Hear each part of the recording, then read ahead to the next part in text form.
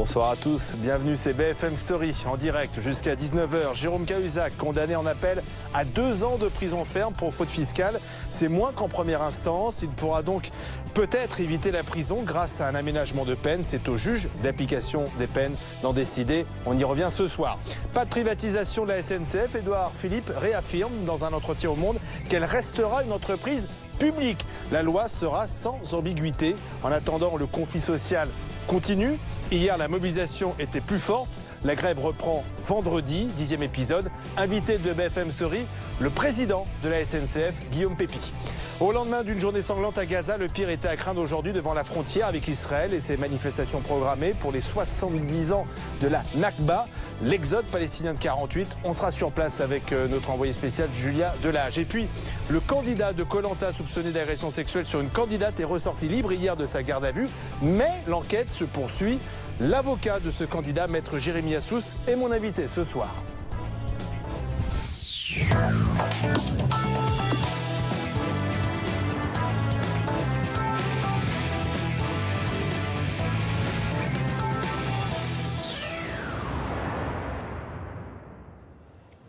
17h59, bonsoir Rachid Embarki. On commence ce soir avec ce témoignage sur BFM TV. Celui d'un des policiers qui a neutralisé Hamzat Azimov samedi soir à Paris. Le terroriste avait déjà tué un passant et poignardé plusieurs personnes lorsqu'il s'est retrouvé face à face avec ce fonctionnaire. Au départ, il nous tourne le dos et à un moment donné, il se retourne, il nous voit et là, il marche vers nous, donc d'un pas déterminé. Donc en criant je vais vous planter, tire. Donc moi j'avais déjà le taser en main. Donc il se dirige vers nous, on lui donne les injonctions donc, de lâcher son arme et de plus bouger, ce qu'il ne fait pas. Quand il arrive sur moi à peu près à 4-5 mètres, là je déclenche le tir. Le taser n'a pas été efficace, ça n'a pas fonctionné. Donc à partir du moment-là, un de mes collègues donc, comprend tout de suite que ça commence à être dangereux. Donc il sort son arme. Et l'auteur, lui, pendant ce temps-là, était toujours en train de s'avancer vers lui. Tout ça, c'est vraiment, ça se passe en 10-20 secondes, même pas. Et là, mon collègue donc, déclenche 2 tirs qui touchent mon collègue au niveau du torse. Donc, et mon collègue, là, il riposte et il tire. Et donc, ils tombent tous les deux, il emporte mon collègue donc, au sol. Donc l'individu sur mon collègue. Là, donc, je sors mon arme aussi. Et mon collègue a réussi à s'extirper de l'individu. Il se replie derrière moi. Et donc moi je tiens en joue donc toujours l'individu qui est pas immobilisé. Donc il arrive à se relever. Il fait quelques pas en titubant. Et là il tombe sur le dos. Et donc après il convulse un petit peu et je comprends là il bougera plus. Quand on voit son comportement, quand j'ai vu son comportement, pour moi c'était un déséquilibré. C'est après qu'on comprend qu'en fait, effectivement, que c'était un terroriste. De quoi on prend conscience? Qu'il aurait pu avoir un carnage, qu'il aurait pu continuer dans la rue, parce qu'on était un samedi soir, donc il y a beaucoup de monde. Donc voilà, qu'il y a encore d'autres blessés ou d'autres morts. Voilà un témoignage recueilli par Sarah Lou Cohen et François Pitrel. J'ajoute que les parents du terroriste et son ami sont toujours ce soir en garde à vue dans les locaux de la DGSI. Jérôme Cahuzac a été condamné à 4 ans de prison. 4 ans de prison, dont 2 fermes, 300 000 € d'amende et 5 ans d'inéligibilité pour fraude fiscale et blanchiment. L'ancien ministre du Budget pourrait toutefois échapper à la détention si le juge d'application des peines décide d'un aménagement. Caroline Mière avec Nella Prudhomme. Le cordon de gendarmes ne suffit pas à protéger Jérôme Cahuzac de la frénésie médiatique. C'est derrière un mur formé par ses avocats que l'ancien ministre du Budget avance, petit comme écrasé par le poids de la situation. À cet instant, il ne sait pas encore qu'il évite de justesse la prison. Pendant près d'1 heure, il écoute, calme, concentré, les motivations du président de la cour d'appel. Condamné à 4 ans de prison, dont 2 avec sursis, son principal conseil va immédiatement demander un aménagement de peine au juge d'application des peines. Jérôme Cahuzac ne mérite pas la prison, dit-il. On estime que ce n'est pas une victoire de la défense, mais que c'est une réelle victoire de la justice. Évidemment, Jérôme Cahuzac ne mérite pas la prison. La prison, c'est fait évidemment pour sanctionner, c'est fait aussi pour réinsérer, et là, en l'occurrence, ça n'a pas de sens. C'est fait aussi pour mettre les gens dangereux à l'abri et à l'écart. Et très franchement, là non plus, ça n'avait pas de sens. Donc cette décision, elle est conforme à nos voeux. Elle est plus grave d'une certaine façon. C'est une peine de 4 ans qui a été prononcée, dont 2 ans avec sursis. Et nous avons toute une discussion et toute un combat judiciaire à mener pour donner un certain nombre d'éléments relatifs à ce que fait et ce que fera Jérôme Cahuzac, qui est évidemment l'architecte de son avenir. Jérôme Cahuzac a choisi de ne pas s'exprimer, mais s'est senti capable de fendre la meute des journalistes sans sa garde rapprochée. Reconnu coupable de fraude fiscale, blanchiment et déclaration mensongère à la Commission pour la transparence financière, il est également condamné à 5 ans d'inéligibilité et 300 000 € d'amende. Il devrait pouvoir purger sa peine dans sa résidence de Corse grâce à un bracelet électronique. Atmosphère moins tendue à Gaza aujourd'hui. Seulement quelques dizaines de manifestants gazaouis ont manifesté aujourd'hui près de la frontière israélienne. Il y a eu quelques affrontements. Un Palestinien a été tué par un tir israélien. Julia Delage, vous êtes dans la bande de Gaza pour BFM TV. Malgré tout, la tension est effectivement un peu retombée.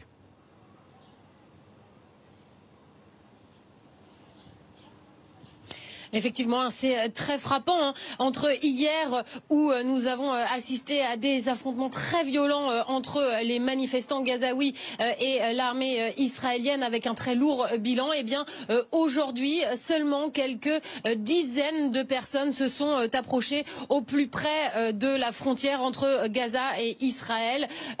L'armée israélienne qui a riposté à coups de gaz lacrymogène, mais vous l'avez dit, un bilan qui n'a rien à voir avec hier. Alors il faut dire que logistiquement, les Gazaouis ont eu plus de mal à se rendre sur les lieux de manifestation parce que les organisations comme le Hamas ou le Djihad islamique qui soutiennent la mobilisation n'ont pas aidé logistiquement tous les manifestants à se rendre sur les lieux de la manifestation. Du coup, aujourd'hui, en effet, une tension qui est très nettement retombée. Il faut dire aussi qu'aujourd'hui, Gaza a enterré ses morts. Nous avons par exemple assisté aux funérailles d'un jeune homme de 22 ans. Il a été porté en procession de la mosquée du centre de la ville de Gaza jusqu'au cimetière qui était tout proche. Et là, on a pu mesurer une fois de plus l'extrême détermination de tous les gens qui ont enterré ce jeune homme, mais qui ne se sont pas présentés sur les lieux de manifestation aujourd'hui. Julia Delage, envoyée spéciale de BFM TV dans la bande de Gaza avec Charles Kemener. Et pendant ce temps, au Conseil de sécurité de l'ONU, le Koweït a préparé un projet de résolution pour une protection internationale des civils palestiniens. Mais de leur côté, les États-Unis ont apporté un soutien sans faille aux Israéliens. L'ambassadrice américaine à l'ONU affirmant qu'Israël avait hier fait preuve de retenue. Fin de citation. Le temps demain matin. Ce sera gris au sud, mis à part le golfe du Lion, et ensoleillé au nord, avec des températures matinales de 7 degrés à Aurillac, à 13 degrés à Perpignan et à Nice, notamment. Merci Rachid. À suivre, Jérôme Cahuzac, condamné en appel à 2 ans de prison ferme pour fraude fiscale. Le parquet a décidé de ne pas se pourvoir en cassation. On y revient dans un instant. Et puis l'affaire Koh Lanta, l'agresseur présumé est sorti libre de sa garde à vue. Mais l'enquête se poursuit. Son avocat, maître Jérémy Assous, est l'invité ce soir de BFM Story.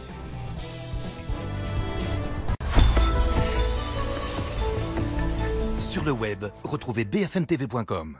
J'ai révolutionné l'accès à une literie de qualité avec le contrat qualité-service. C'est une offre de location avec option d'achat. Rien à payer à la commande, livraison offerte, satisfait ou échangé. La nuit, maison de la literie.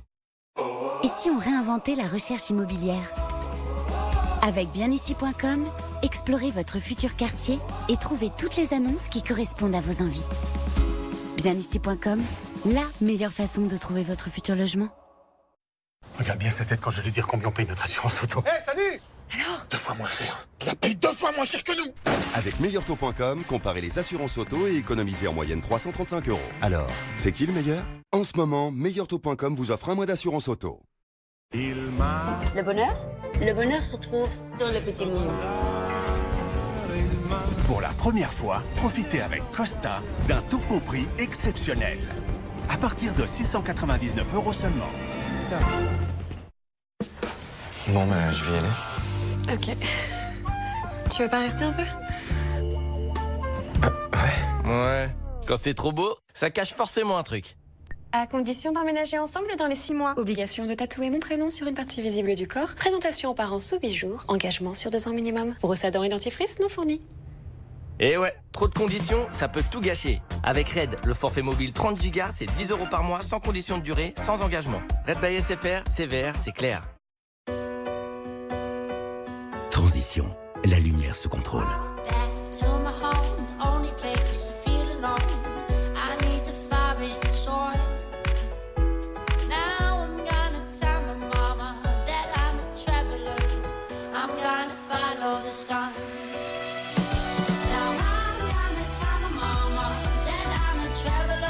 Découvrez notre offre transition sur lumière-secontrôle.fr. Ce produit est un dispositif médical.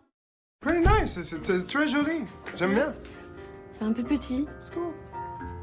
Oh, dommage que t'aies pas le truc pour faire la cuisine. Demain matin, je devrais faire mon special breakfast. Bacon, pancakes, you know? C'est la vie. But where is Brian? Oh, Brian is in the kitchen. Yes. Brian est dans la cuisine. Et sachez que si vous voulez commander en ligne avant 22h, vous pouvez être livré chez vous dès le lendemain matin. Ah, pas mal. Boulanger, si bien ensemble.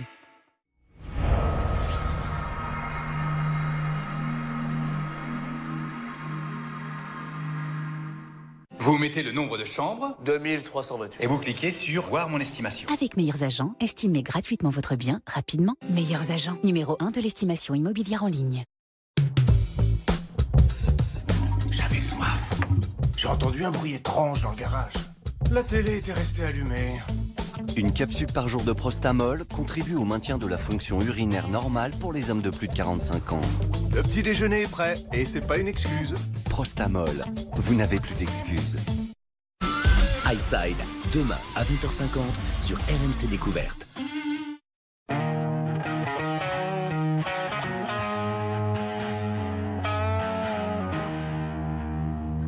Avec la visseuse à choc sans fil Parkside, visser et dévisser en toute facilité. Grâce à son mécanisme de percussion automatique et sa vitesse réglable en continu, elle vous accompagnera dans tous vos travaux d'assemblage et de fixation. Visseuse à choc sans fil Parkside, 59,99 €. Dès jeudi, en exclusivité chez Lidl. Lidl, meilleure chaîne de magasins de l'année.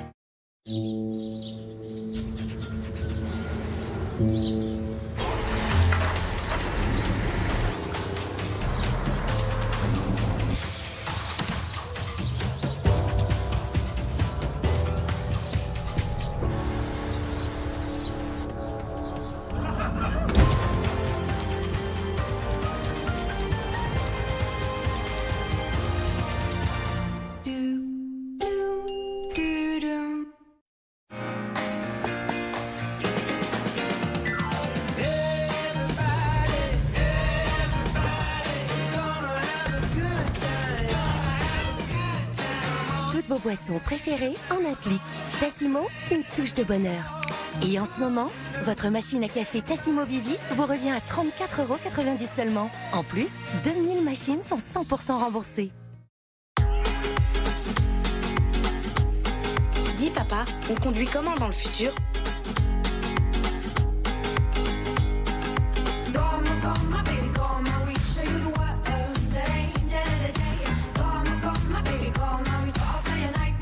Renault Scénic, la technologie au quotidien. Découvrez Renault Scénic et ses nouvelles motorisations essence à partir de 229 € par mois avec 4 ans d'entretien et de garantie inclus.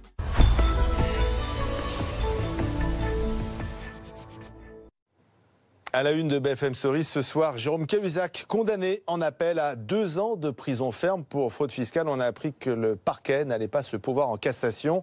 Alors c'est moins qu'en première instance, il va peut-être éviter la prison grâce à un aménagement de peine. On va tout vous expliquer ce soir. Apolline de Malherbe, bonsoir. Olivier Pardo, bonsoir. L'ancien magistrat devenu avocat au barreau de Paris. Alors, tiens, on va commencer sur l'aspect juridique. Expliquez-moi pourquoi, quand on est condamné à 2 ans de prison ferme, on peut éviter la casse-prison. Alors d'abord, il n'a pas été condamné à 2 ans de prison ferme, il était condamné à 4 ans, dont 2 ans avec sursis et 300 000 € d'amende et 5 ans d'inéligibilité. Depuis 2009, quand vous avez une peine inférieure à 2 ans, elle est dite aménageable. C'est-à-dire que vous pouvez la faire en prison, vous pouvez avoir un bracelet électronique, vous pouvez bénéficier de la semi-liberté ou d'un placement à l'extérieur. Et c'est le juge de l'application des peines qui va décider, au vu de la situation personnelle et au vu des antécédents. C'est-à-dire, est-ce que c'est un récidiviste? Est-ce que c'est quelqu'un qui a une dangerosité telle que sa seule place est en prison? Donc, c'est pas automatique. 2, c'est une mesure qui a été prise en 2009. Ça existait avant pour les peines inférieures à 6 mois, parce que c'était au moment, je ne sais pas si vous vous en souvenez, où il y avait les peines planchées. Et comme il y avait un engorgement des prisons, on cherche des méthodes, des moyens pour avoir des alternatives à la détention. Tout notre droit fait qu'on considère que la prison doit être l'ultime peine. Donc c'est pas un privilège, c'est pas quelque chose c'est pas une sorte de gratitude que l'on fait, c'est une peine. Et tous ceux qui ont vécu avec un bracelet électronique, même si ça peut vous paraître moins grave que la prison, se disent « mais j'ai une prison intérieure ». Et ceux qui sont en semi-liberté, c'est encore pire. Parce que semi-liberté, c'est quoi? C'est-à-dire, vous sortez pour travailler, et le soir, vous rentrez en prison, et le week-end, vous êtes en prison. Donc si je comprends bien, Maître Dupond-Moretti, l'avocat de Jérôme Cahuzac, va faire cette demande, et c'est donc au JAP, au juge d'application des peines, d'accepter ou non cette demande. Absolument. C'est le juge d'application des peines de son domicile. Alors je ne sais pas si le domicile de Jérôme Cahuzac est aujourd'hui en Corse ou est toujours à Paris, mais en tout état de cause, c'est lui qui va décider s'il aménage ou s'il n'aménage pas de la peine. Juge d'application des peines, c'est un juge méconnu, mais c'est un juge extraordinairement important qui font un travail réellement déterminant. Apolline, on se souvient que pendant le procès, Jérôme Cahuzac avait formulé publiquement sa peur d'aller en prison. Alors certes, il est quand même reconnu coupable de fraude fiscale, et on va y revenir, les motivations de la décision de la Cour d'appel sont très sévères, mais il va sans doute éviter la prison. Oui, alors on répète en boucle cette idée qu'il a peur de la prison. Alors d'abord, je pense que personne n'a envie d'aller en prison, et que donc le fait qu'il l'exprime publiquement, effectivement, on l'a entendu, et dans un sens, c'est à peu près ce qu'a plaidé Maître Dupond-Moretti, c'est-à-dire l'idée qu'il avait déjà payé sa peine au fond. C'est-à-dire que, et de ce point de vue-là, il n'a pas complètement tort. C'est-à-dire que la vie de Jérôme Cahuzac, elle a été littéralement foudroyée le jour où il a avoué avoir ses comptes en Suisse. C'est-à-dire que il est passé de tout à rien, et il faut se souvenir de qui était Cahuzac et de ce qu'il incarnait pendant le quinquennat de François Hollande. Il incarnait la rigueur,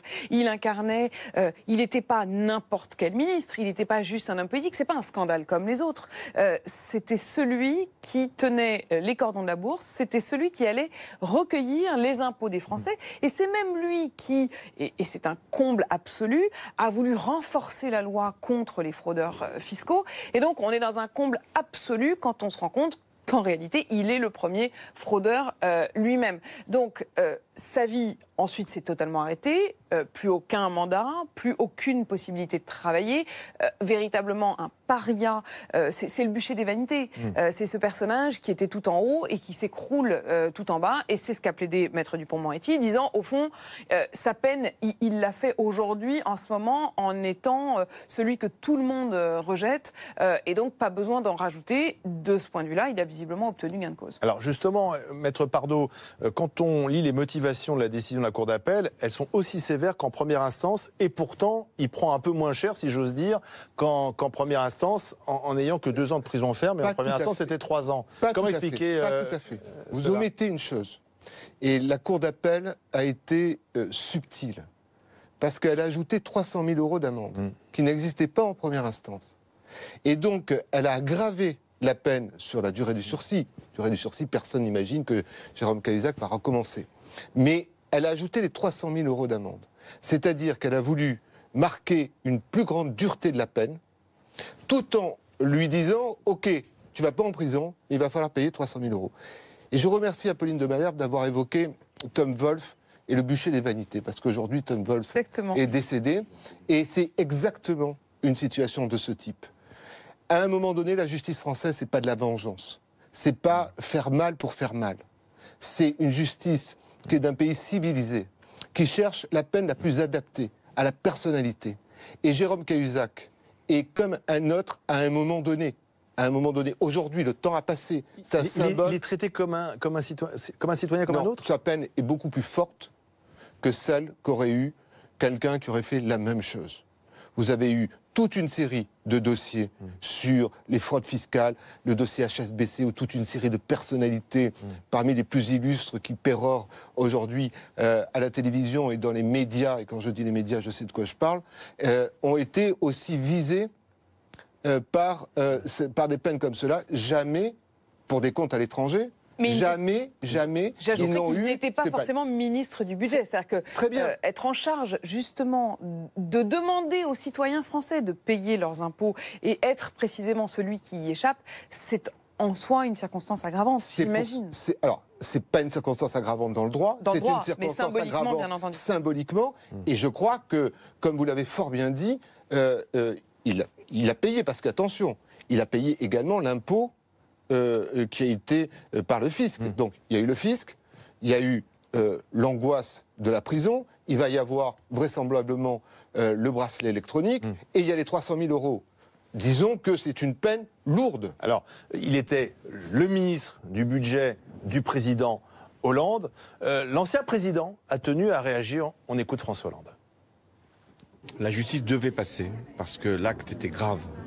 Grave d'exercer une responsabilité, et notamment au ministère des Finances, alors qu'il y avait une fraude. Grave parce qu'il y avait eu mensonge à mon égard, mensonge à l'égard de la représentation nationale. Grave parce qu'il s'agissait d'un homme public qui devait être exemplaire. À partir de là, la sanction, celle qui a été prononcée par la justice, elle est exemplaire.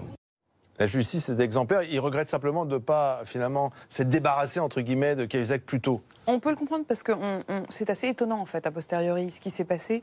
Il faut se souvenir, François Hollande est élu sur un slogan, notamment, qui est celui de la République exemplaire. Or, cette affaire Cahuzac émerge quelques mois à peine après l'arrivée de François Hollande. Il arrive en mai à l'Élysée, et en décembre, on a les premiers articles de Mediapart qui mettent en cause la probité de Jérôme Cahuzac. Et pourtant, François Hollande veut croire Jérôme Cahuzac. Alors, Jérôme Cahuzac est un menteur exceptionnel. Il a menti à tout le monde. Il ment à tout le monde. Il ment au président de la République. Il ment sous le dôme de l'hémicycle de l'Assemblée nationale, en disant, en affirmant, mais vraiment avec une détermination absolue devant tous ceux qui représentent la nation. Et il leur dit, je n'ai jamais eu de compte ni en Suisse ni à l'étranger. C'est devenu pratiquement un refrain, cette phrase qu'on entendait, et il se défendait absolument. Mais il se trouve que François Hollande avait quand même de plus en plus d'indices et prend le temps, veut croire, ne lâche pas, ne se méfie pas suffisamment de son ministre du budget, et a posteriori, ça a entaché très gravement le quinquennat de François Hollande, et ça a entaché beaucoup plus largement la parole des hommes politiques qui désormais sont soupçonnés. Dernière question justement sur notre classe politique. Jérôme Cahuzac n'est pas le premier responsable politique à être condamné à de la prison ferme. Il y a eu Alain Carignon, Bernard Tapie, mais finalement il n'y en a pas non plus beaucoup. Ça veut dire que finalement il y a des brebis galeuses dans une classe politique plutôt propre ? Oui, il y a des brebis galeuses dans une classe politique plutôt propre, parce que le nombre est assez faible quand on le compare avec les pays similaires. Des hommes politiques sont allés en prison. Je lisais un journaliste de Mediapart qui disait, au fond, c'est la culture française fait que les hommes politiques ne vont pas en prison. C'est faux. Alain Carignon est allé en prison, d'autres sont allés, Bernard Tapie est allé en prison. Anecdote sur Bernard Tapie. Celui qui était le plus dur à la commission sur Bernard Tapie et sur le procès Tapie, sur l'arbitrage Tapie, vous vous rappelez cette fameuse commission à l'Assemblée nationale, c'était Jérôme Cahuzac. Merci Maître Pardo, merci Apolline. 18h21, l'affaire Koh-Lanta, le candidat de Koh-Lanta soupçonné d'agression sexuelle sur une candidate est ressorti libre hier de sa garde à vue. Mais ça ne veut pas dire que l'enquête est terminée, au contraire elle se poursuit. On va en parler avec l'avocat de ce candidat, agresseur sexuel présumé. L'avocat, c'est Maître Jérémy Assous. Bonsoir. Bonsoir. Le fait que votre candidat soit ressorti libre, pour vous, ça veut dire qu'il a été blanchi ? Ah, totalement. Je rappelle quand même une règle élémentaire en matière de procédure pénale. Vous êtes placé en garde à vue s'il existe des soupçons que vous ayez commis une infraction. À partir du moment où vous ressortez libre, après une seule audition de quelques heures, sans la moindre poursuite, sans la moindre convocation, c'est que les policiers estiment qu'il n'existe plus aucun soupçon à votre encontre. Donc il n'y a aucune raison de continuer à vous maintenir en garde à vue. Et pourquoi êtes-vous aussi sûr de vous en disant que c'est terminé ?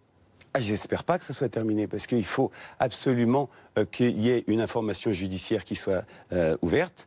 J'ai eu un de vos confrères de l'Est républicain il y a quelques minutes qui m'indique que le parquet de Nancy va ouvrir une information judiciaire, et on s'en réjouit, parce qu'il faut que toute la lumière soit faite sur cette affaire. Comment et pourquoi cette jeune fille a porté de telles accusations, alors qu'on a des éléments objectifs qui démontrent que sa version est inconciliable avec la réalité. Le parquet de Bobigny, effectivement, se dessaisit en faveur du parquet de Nancy, parce qu'il serait compétent au regard du domicile de la personne mise en cause, c'est ça? Voilà, oui, et du fait que les faits se sont passés à l'étranger, la règle veut que... Donc ça veut dire quand même que l'enquête se poursuit, selon... nous le demandons, nous n'avons une cesse de le demander. Vous-même, vous demandez que l'enquête se poursuive? Mais bien sûr, puisqu'il va falloir comprendre les raisons pour lesquelles...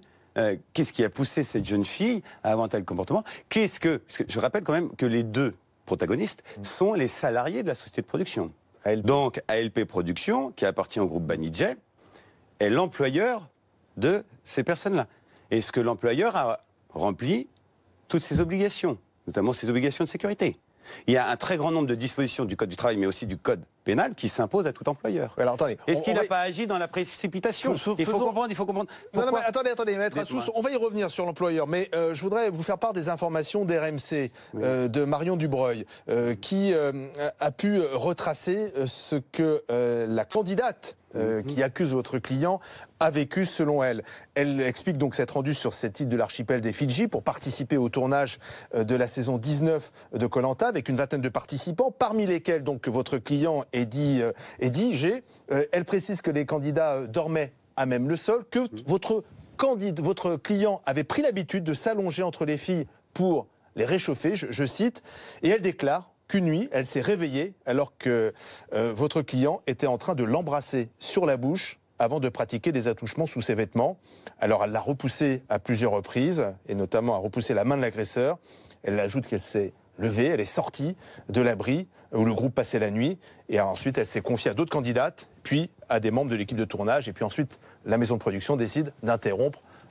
Donc là, il y a quand même des accusations, il y a des choses très précises qui sont racontées. Et c'est ça qui est particulièrement intéressant dans ce dossier, c'est que nous sommes dans un contexte très particulier, puisque c'est un programme dit de télé-réalité. Et il y a grosso modo 70 caméras qui filment les participants. Pas à ce moment-là. Mais si, justement. À partir du moment où on vous dit qu'ils prenaient l'habitude de dormir entre les personnes, puisqu'il faut savoir que dans tous les Koh-Lanta, parce que j'en défends un certain nombre depuis quelques années maintenant, lorsque vous dormez, vous dormez, c'est une espèce d'abri de fortune que vous fabriquez, c'est comme un abribus, si vous voulez. Mais vous ne fermez jamais le dernier pan de votre abri, puisqu'il faut pouvoir être filmé. Et vous dormez les uns à côté des autres. Et donc souvent c'est un garçon, une femme, un garçon, une fille. Vous pouvez regarder dans les précédentes émissions. C'est toujours comme ça. Et vous décidez à côté de qui vous voulez dormir. Ce qui est très intéressant, c'est que Eddy avait dit clairement à tout le monde, à toute son équipe, puisqu'ils sont 7, et donc ils sont 7 à dormir sous l'abri, que lui ne voulait pas dormir à côté d'une fille. Pour la simple et bonne raison, c'est qu'il ne voulait pas qu'il y ait cette image qui soit diffusée et que sa femme, ses proches puissent dire « Eddy dort entre deux filles ». Donc il avait décidé de dormir contre la paroi et que c'était une autre personne, notamment Fabien, qui allait dormir contre lui. Tout ça, c'est filmé. Tout ça, c'est filmé. Quand la plaignante, raconte qu'elle s'est retrouvée avec lui sur elle, en train de vouloir l'embrasser, exactement. Elle invente. C'est ça qui est extraordinaire. C'est mieux que ça. Mieux que ça. La plaignante reconnaît, et elle a reconnu devant les services de police, c'est pour ça que l'audition a duré si peu longtemps, la garde à vue a duré si peu de temps pour Eddy, c'est qu'Eddy dit, moi j'ai dormi contre la paroi, et il y avait Fabien qui était à côté de moi, et après, il y avait la plaignante. La plaignante dit que je me suis retrouvé sur elle. Donc, la question que tout le monde se pose, que vos téléspectateurs sont en train de se poser, et que le policier s'est posé, c'est est-ce que c'est Eddy qui est venu sur vous? Réponse, non. Je me suis levé, parce que j'avais quelque chose à faire dans la nuit, et quand je suis revenu, je me suis mis contre Eddy. Et pourquoi n'avez-vous pas repris votre place? Pas de réponse. Et qu'a fait Eddy? Alors là, elle dit qu'il aurait tenté de l'embrasser. La version d'Eddy est très simple. Il lui a dit, retourne à ta place. Je ne veux pas être filmé, puisque les caméras viennent à peu près toutes les heures, toutes les 2 heures. Je ne veux pas qu'il y ait une image où on me voit à côté d'une femme. C'est tout simple. Raison pour laquelle, et comme ça c'est vérifié et vérifiable, Et donc, ce qu'a dit votre consoeur d'RMC, c'est totalement faux. Et ce qui est magique, vraiment, ce qui est assez quasi unique dans ce dossier, c'est que tout est filmé. Donc, la production, et je note qu'ils sont bien absents alors qu'ils étaient, c'était les premiers à faire de très nombreux communiqués et à distiller beaucoup d'informations off. Vous les avez invités, ils ne sont pas là. On peut que regretter l'absence de mon confrère Mathias Chiche pour Chiche, puisque c'est important quand même de répondre. Il est là. Pourquoi il ne communique pas ces images? Alors là, maintenant, ils vont vous dire, oui, il y a une information judiciaire, vous prenez... Ça va prendre du temps. Est-ce que vous allez porter plainte contre donc, la plaignante pour dénonciation calomnieuse? On va... Toutes les voies de droit qui nous sont ouvertes, on va les exercer. Mais vous pourriez porter plainte pour dénonciation calomnieuse? Mais c'est pas... pour moi, le responsable, celui qui a agi avec précipitation, sans aucun discernement, c'est la société de production. Elle a eu tort de stopper le tournage? Mais complètement, complètement. Je vais vous prendre un exemple.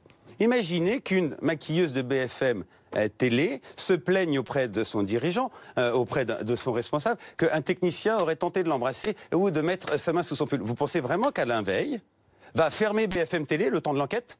Non mais c'est une question, c'est du bon sens. Ouais, mais là, non, ils auraient parfaitement pu mettre à l'écart, prendre des mesures, dire, je suis désolé, vu les accusations, même si vous les contestez, même s'il n'y a aucun élément à charge, même s'il y a 5 personnes qui confirment la version d'Eddy, donc les 5 autres personnes disent, on n'a rien vu, rien entendu, mais dans ces conditions, les accusations étant ce qu'on sait, le contexte, il y est pour beaucoup. On va vous sortir du jeu, mais pourquoi priver les autres candidats? Eddy, la première chose qu'il regrette, c'est que les autres candidats n'ont pas pu continuer leur aventure, mais surtout, ce qu'il regrette, parce que c'est un travailleur, Eddy, c'est les 150 techniciens, eux, ils ont une famille, ils ont besoin de ces salaires, ils ont besoin de ce travail pour nourrir leur famille. À cause de ces accusations, il n'y a plus rien. À cause de cette décision que rien ne justifie, puisque je vous rappelle quand même une chose, c'est très important. Oui. Non, monsieur Trudeau, on parle... Laissez-moi vous poser une dernière question, on est déjà en retard. On a présenté Eddy comme étant un agresseur sexuel. Là, ils ont toujours refusé, je n'ai eu de cesse ce week-end de dire, soyez précis, qu'est-ce que c'est l'agression sexuelle? Parce que ça va d'une main baladeuse dans le métro à un viol avec arme. Une main baladeuse, c'est une agression sexuelle. Si vous voulez, mais quand on vous dit, quand vous êtes l'épouse d'Eddy, et qu'on vous dit, votre mari est soupçonné d'être un agresseur sexuel, si on vous dit oui, d'une main baladeuse plutôt que d'un crime, c'est pas la même chose. Une dernière question très vite. Expliquez-moi pourquoi cette candidate, dès qu'elle a débarqué à Roissy, elle a porté plainte tout de suite. Ça, c'est exceptionnel. Comment on peut porter plainte? Ça veut dire qu'elle était déterminée. Ou peut-être extrêmement bien accompagnée et encadrée, et qui l'accompagnait? La production. Et moi, j'ai une autre question, parce que c'est très intéressant.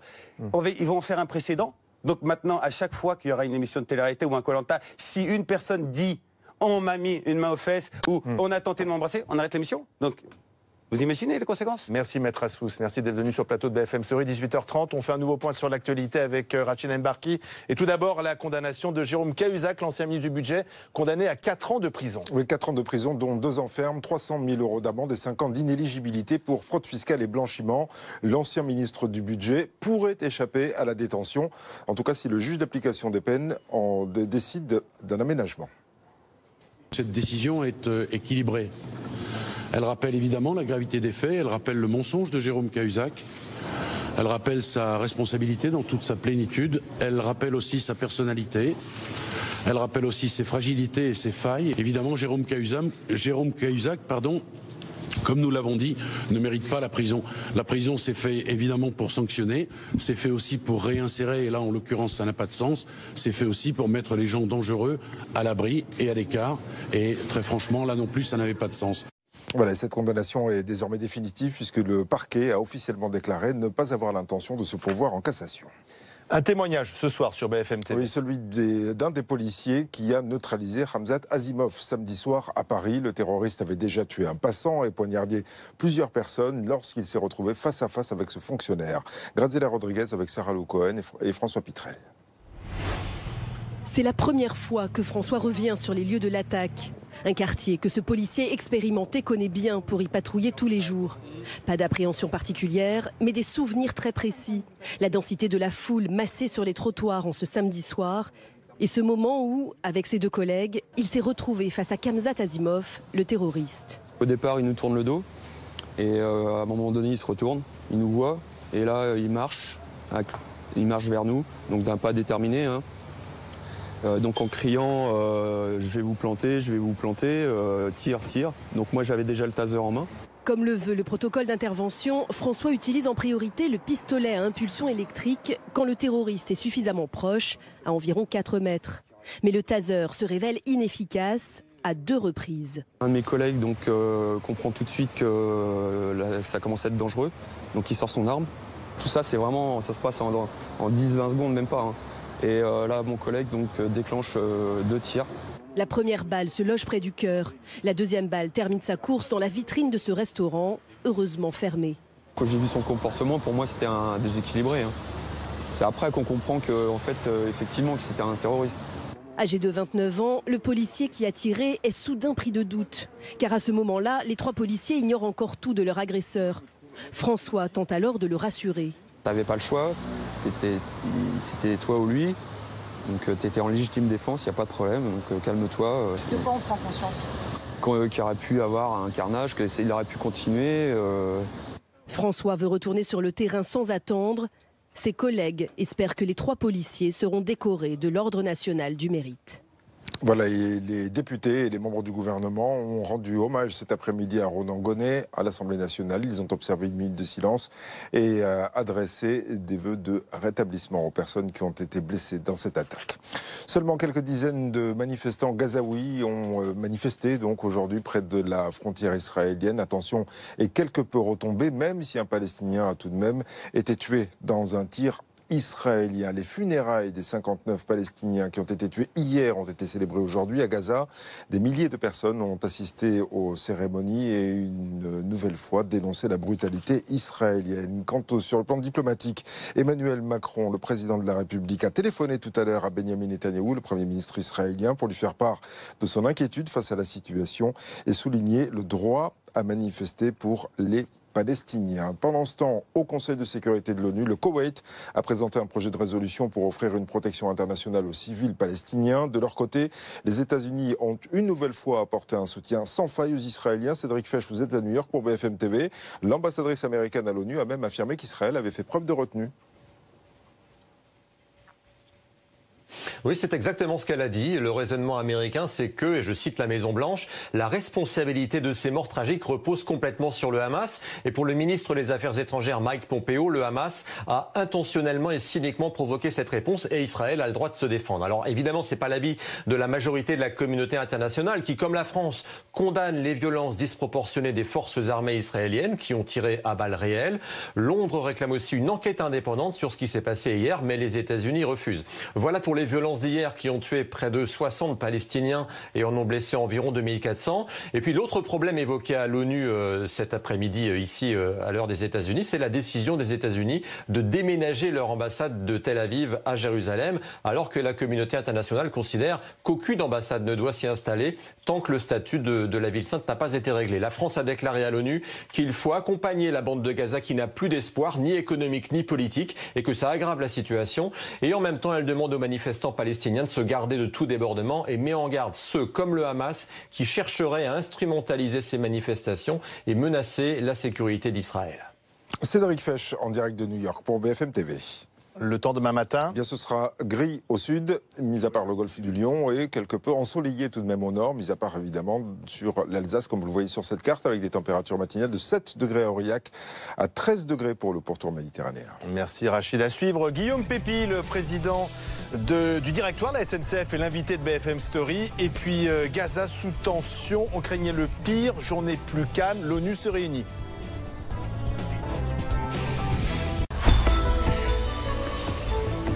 Retrouvez l'appli BFM TV sur votre mobile. Tiens mon bonhomme. Et qu'est-ce qu'on dit?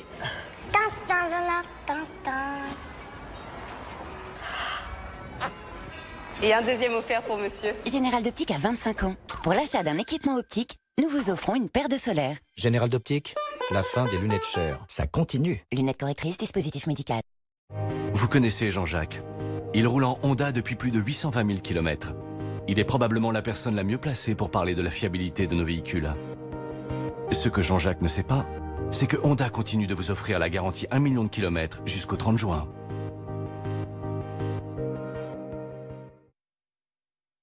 La gamme Civic s'agrandit. Et il y en a forcément une faite pour vous. Et si on réinventait la recherche immobilière? Avec bienici.com, explorez votre futur quartier et trouvez toutes les annonces qui correspondent à vos envies. Bienici.com, la meilleure façon de trouver votre futur logement. Un jour, je me suis pesée et ça a été le choc. Avec XLS Médical, perdez jusqu'à 3 fois plus de poids qu'avec un régime seul. J'ai perdu 10 kilos avec XLS Médical. Je me sens mieux dans mon corps. Osez XLS Médical et perdez du poids. Dispositif médical. Nouvelle technologie Shock Absorb. Flexibilité optimale. Grâce à sa technologie Shock Absorb, Hydro 5 Sense de Wilkinson s'adapte à votre geste et aide à vous protéger des irritations. Nouveau Hydro 5 Sense de Wilkinson. À chaque homme son rasoir, avec la gamme Hydro 5. How can I get by now? You left me all alone. How can I get by now? S'entraider entre voisins, c'est facile avec les logements connectés de Bouygues Immobilier. Bouygues Immobilier, créateur de mieux vivre. Chérie, je voulais te dire que... Oui? T'as fait un truc à tes cheveux? Non. Vous allez voir du cinéma partout. Nouveau avec les offres SFR. Profitez de tout le cinéma que vous aimez, des héros préférés de vos enfants et des séries exclusives comme Taken ou Victoria.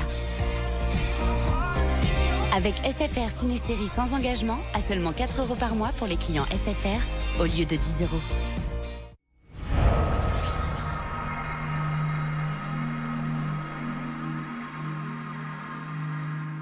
Voici la Citroën C3 de Martin. Elle aurait pu être aussi comme ça, ou bien comme ça. Et là, c'est Martin. Il aurait pu être comme ça, ou bien comme ça. Mais en fait, Martin, lui, il est plutôt comme ça. Citroën C3, avec 36 combinaisons de personnalisation. Citroën. En mai, profitez de Citroën C3 graphique à partir de 12 490 €.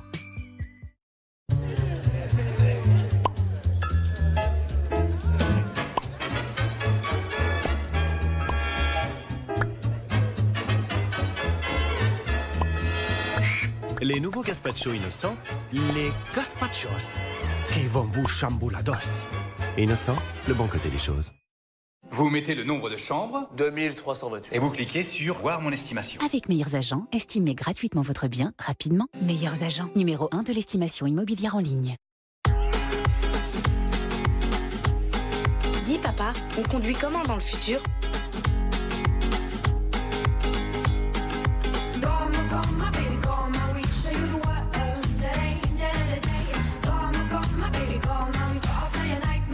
Renault Scénic, la technologie au quotidien. Découvrez Renault Scénic et ses nouvelles motorisations essence à partir de 229 € par mois avec 4 ans d'entretien et de garantie inclus. B.A.B.A. facilite chaque jour la vie des jeunes parents. Avec la chaise haute Up and Down, design, modulable d'un simple geste, origine France garantie. Chaise haute Up and Down, 6 hauteurs. B.A.B.A. être parent est un jeu d'enfant. Découvrez aussi notre Transat Up and Down. Depuis 1928, nous sélectionnons avec soin et torréfions à cœur les meilleures origines. Café Méo, c'est l'authenticité de saveurs toujours renouvelées. Café Méo, 90 ans de savoir-faire. Je t'aime, mon amour. Saphir orange, enthousiasme. Saphir rose, bonheur. Saphir jaune, énergie. Saphir violet, mystique. Émeraude verte, espoir. Rubis rouge, passion. Saphir bleu, harmonie. Je t'aime. Mauboussin, capsule d'émotion. La performance, vous la ressentez à chaque instant. Quelle que soit la route, quelles que soient les conditions. Découvrez notre premier SUV dédié à la performance. Jaguar F-Pace. À partir de 449 € par mois avec apport. Entretien inclus.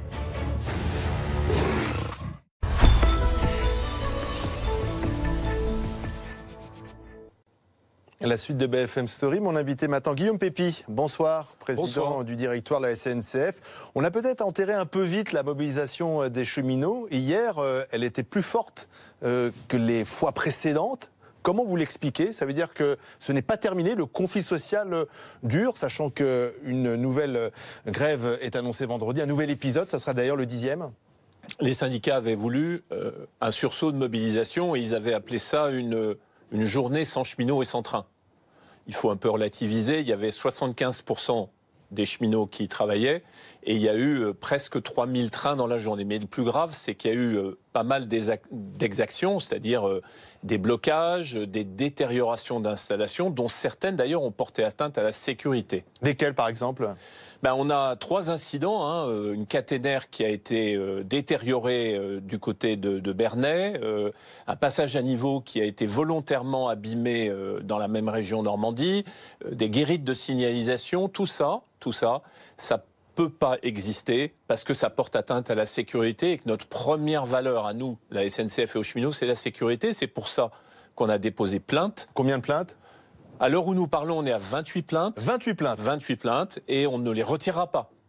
Lorsque les gens, qu'ils soient cheminots, qu'ils soient retraités, qu'ils soient étudiants, qu'ils soient dockers, quel que soit leur métier, portent atteinte à la sécurité des installations ferroviaires, la SNCF ne peut pas barguiner. Mais pour s'en prendre à des installations ferroviaires de façon assez précise et méticuleuse, comme couper une caténaire, ce sont forcément des professionnels, ce sont des cheminots ? Oui, ça c'est à l'enquête de le dire. Peut-être y avait-il des cheminots dans l'équipe, je n'en sais rien. Mais ce qui est sûr, c'est que la grève est un droit, l'exaction est un délit. Est-ce qu'on est sûr de retrouver finalement, quels sont les moyens pour retrouver les auteurs de ces actes de vandalisme ? C'est notre devoir de faire respecter la loi. On avait prépositionné des huissiers.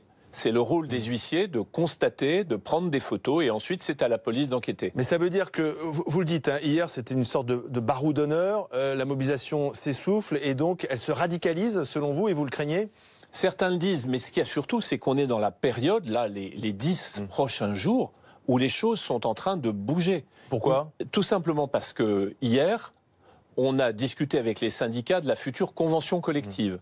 Aujourd'hui, la ministre Elisabeth Borne a négocié avec les syndicats les amendements qui vont être présentés devant le Sénat. Elle les présentera d'ailleurs demain.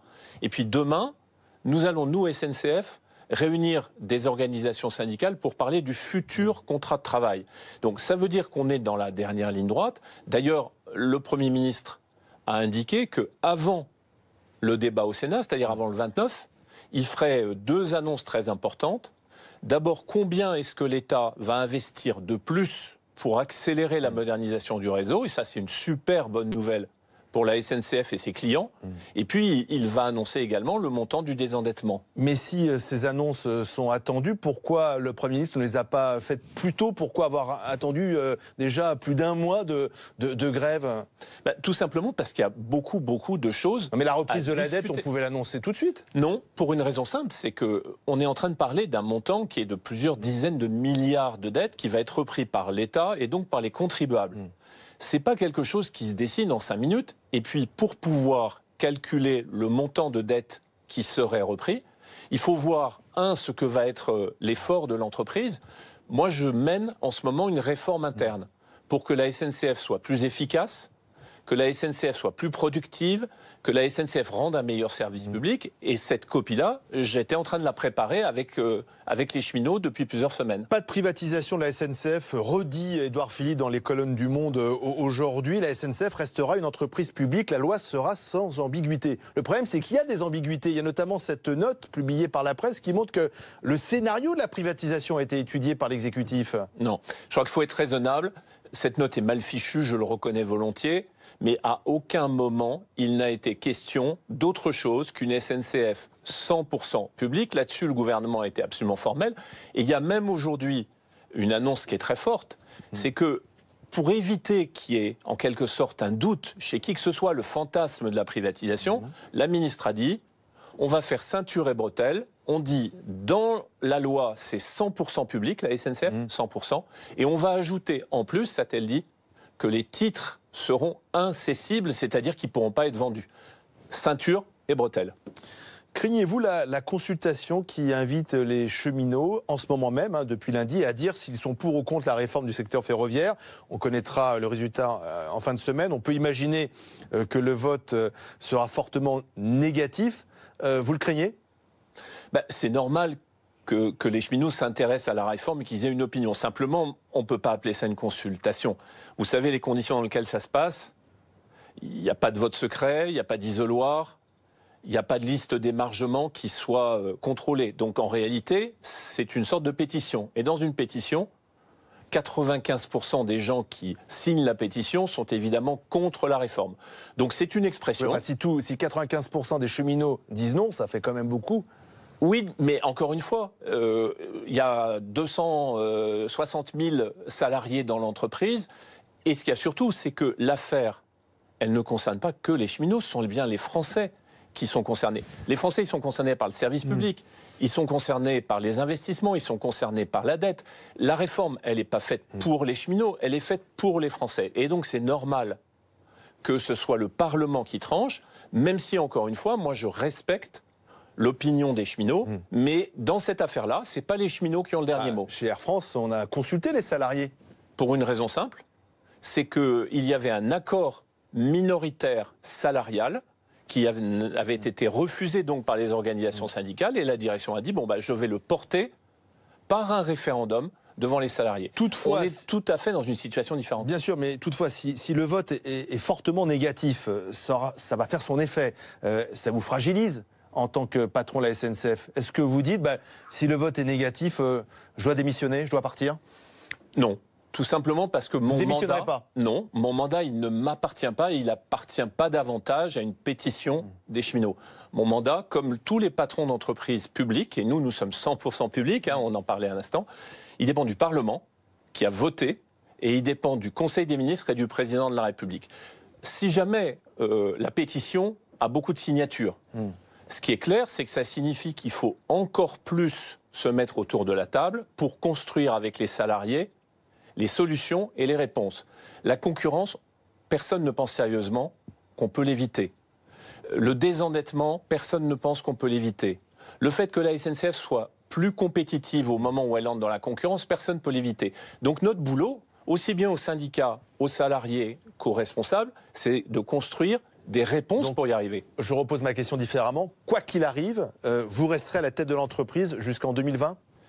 Ça dépend encore une fois du Parlement et du Président de la République, mais mon travail, c'est de préparer la SNCF à la concurrence. C'est bien ça l'enjeu. Est-ce que vous pouvez promettre à ceux qui nous écoutent, qui sont pour la plupart des usagers ou des clients de la SNCF, qu'il n'y aura pas de grève cet été pour les vacances ? Moi, je pense que les cheminots, et je les connais depuis longtemps, j'en ai rencontré depuis le début de l'année plus de 7000 sur la réforme. Les cheminots sont des gens responsables et des républicains. C'est-à-dire que lorsque la loi sera votée au Sénat, je pense que les cheminots auront à cœur, comme tout le monde, de la respecter.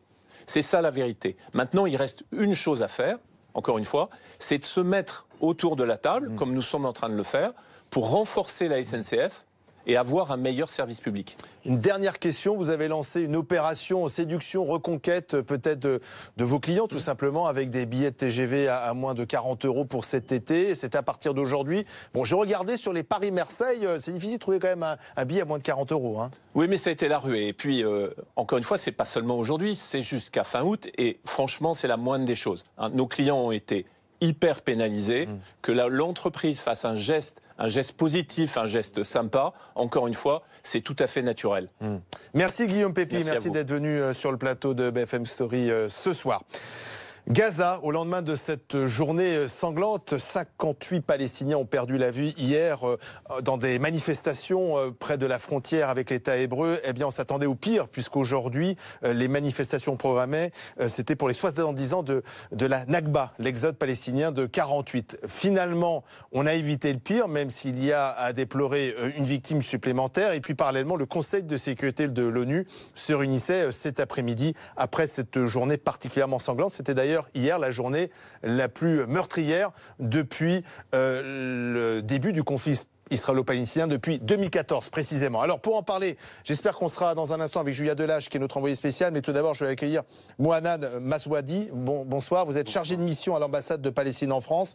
Tout d'abord, on peut être soulagé qu'aujourd'hui la journée a été beaucoup plus calme que celle d'hier.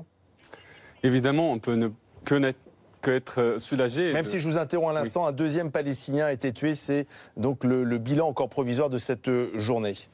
Évidemment, vous savez, la situation aujourd'hui, même si évidemment il y a moins de morts, et heureusement qu'il y a moins de morts, mais la situation reste très grave et très critique et très fragile.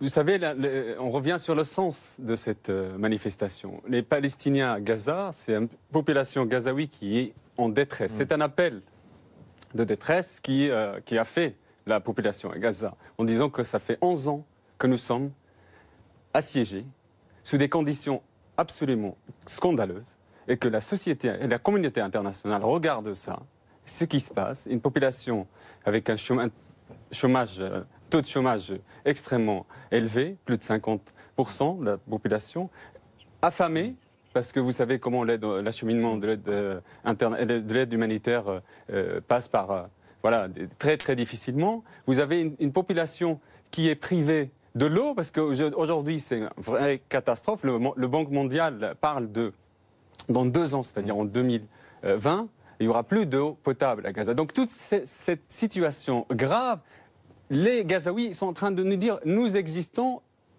nous appelons la communauté internationale à y réagir. Alors on va y revenir. Je voudrais qu'on rejoigne tout de suite Julia Delage, qui est sur place, qui a passé l'après-midi à Gaza et qui va nous raconter ce qui s'est passé. C'est vrai qu'on craignait le pire. Bonsoir Julia, parce que on célébrait du côté des Gazaouis les 70 ans de la Nakba, l'exode palestinien de 48. On déplore ce soir 2 victimes côté palestinien.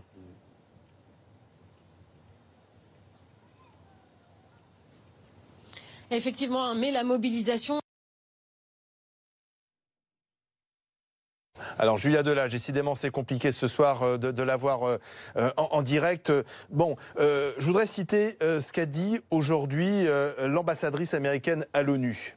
Elle dit « Israël a fait preuve de retenue hier lors des événements à la frontière avec la bande de Gaza.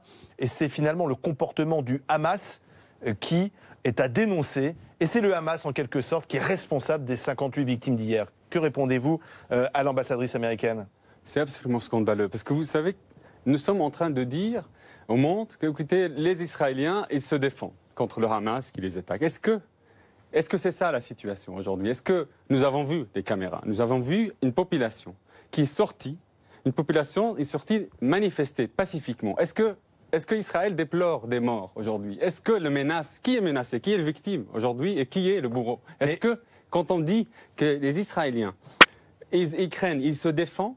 Mais ils défendent leurs frontières. Ils défendent les frontières, ils n'ont pas défini les frontières. Est-ce qu'Israël a défini ses frontières? Quelles sont les frontières d'Israël? Mais tant que Gaza et tant que le Hamas sera dans la non-reconnaissance de l'État israélien, la paix n'est pas possible. Écoutez, il ne s'agit pas de Hamas. Aujourd'hui, nous parlons de 2 millions... Le Hamas n'est pas responsable de ce qui s'est passé hier? Ceux qui sont responsables, c'est ceux qui contrôlent, assiègent une population. 2 millions de Palestiniens concentrés dans un petit territoire comme Gaza.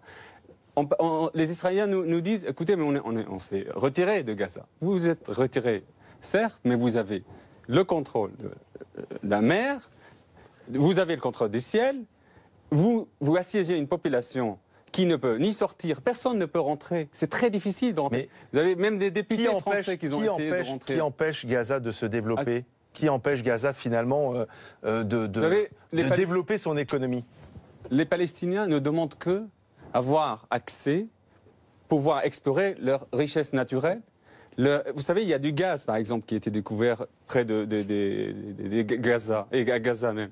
Est-ce que les Palestiniens peuvent, est-ce qu'ils ont cette souveraineté, est-ce qu'ils ont ce pouvoir d'explorer? Parce que les Palestiniens ne demandent pas une aide, d'être assistés encore, ou une aide internationale, ou une aide humanitaire. Nous voulons disposer de nos moyens pour justement développer notre... On va retrouver Julia. Alors par téléphone cette fois-ci, ça passe a priori. Donc Julia, bonsoir. Vous avez passé la journée à Gaza. On craignait le pire, je le disais. Après la journée sanglante d'hier, on déplore ce soir 2 victimes palestiniennes. Oui, mais c'est vrai, vous avez raison. La mobilisation ici à Gaza a marqué un très net coup d'arrêt. Aujourd'hui, quelques dizaines, quelques centaines de personnes peut-être extrêmement déterminées se sont massées à la frontière pour provoquer une nouvelle fois l'armée israélienne et tenter de s'approcher vraiment au plus près des barbelés. Mais il faut dire que les organisations comme le Hamas, par exemple, qui soutiennent cette mobilisation sans en être à l'origine, mais qui la soutiennent, n'ont pas vraiment assuré la même logistique qu'hier. Donc du coup, tout simplement, certains manifestants, de nombreux manifestants, n'ont pas pu se rendre sur les lieux de la manifestation. Et puis il y a aussi le bilan très lourd d'hier qui a peut-être dissuadé certains manifestants de se rendre donc sur ces différents points juste à côté, au bord de la frontière. Et donc aujourd'hui, vraiment, la tension est nettement descendue d'un cran. Merci Julia. Donc la tension est retombée à Gaza, mais rien n'est réglé en fait finalement. C'est l'impasse. Pour faire la paix, il faut être deux. Il faut que les Palestiniens et les Israéliens veulent faire la paix. Aujourd'hui, qui freine? Je pense que la question est clairement, elle est très claire. Vous avez vu qui freine. Celui qui freine, celui qui kidnappe une population. Celui qui est la population israélienne, qui est kidnappée par le gouvernement israélien et qui complètement, même je suis sûr que les Israéliens ne sont pas d'accord, tous les Israéliens ne sont pas d'accord avec ce qui se passe. Mais ils sont kidnappés par un gouvernement extrémiste qui est une coalition. Il a été élu démocratiquement. Il est élu démocratiquement. Mais vous parlez de démocratie. Est-ce que si les manifestations qui se sont passées ici se sont passées en France, je veux dire, est-ce que la France va réagir? Une démocratie va réagir de la même manière? Est-ce qu'il va tirer sur des enfants? Est-ce qu'une démocratie est-ce que ce qu'on voit est une pratique démocratique? Tirer sur des enfants, c'est tuer l'innocence du peuple palestinien, l'avenir. Avec qui il veut? S'il tue les Palestiniens, les enfants palestiniens, avec qui il veut négocier? Parler de paix aujourd'hui, franchement, je me demande qu'est-ce qu'ils proposent les Israéliens aujourd'hui? Merci d'être venu sur le plateau de BFM Story. 18h59.